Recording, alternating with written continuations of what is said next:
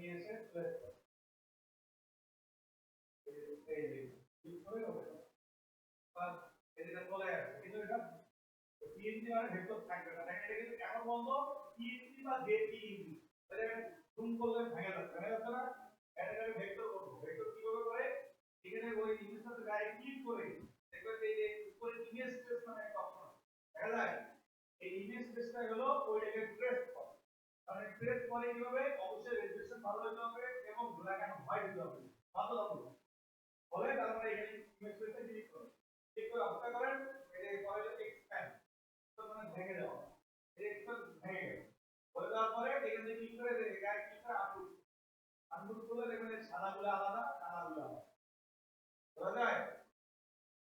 এখন আপনি কি করবেন এই যে এর গায়ে কালার এখানে এর কালার করবেন দুই সবগুলো কালার কালারগুলো বানাবেন তারপরে এইটাকে অল্টার শিফট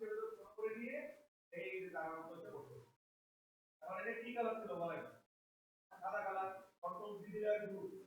এখানে সাদা কালার এতটুকু হলেই আপনারা বন্ধ করবেন আর বেশি নেই ওটা এটাই এটাকে বলা হয় ইমেজ স্পেস এবার আমি আরেকবার গেলাম এখানে ক্লিক করে ব্ল্যাক এন্ড হোয়াইট হলো প্লেস করে নিয়ে ক্লিক করলে এখানে ক্লিক করে কি করতে হবে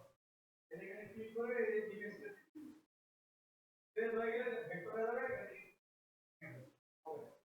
আর রাইট আনডু করে যেটা প্রয়োজন এই কালো অংশটা প্রয়োজন কালো অংশটা কালো তখন ভেক্টর হয়ে যাবে কন্ট্রোল দিয়ে গ্রুপ করে এখানে নিয়ে হবে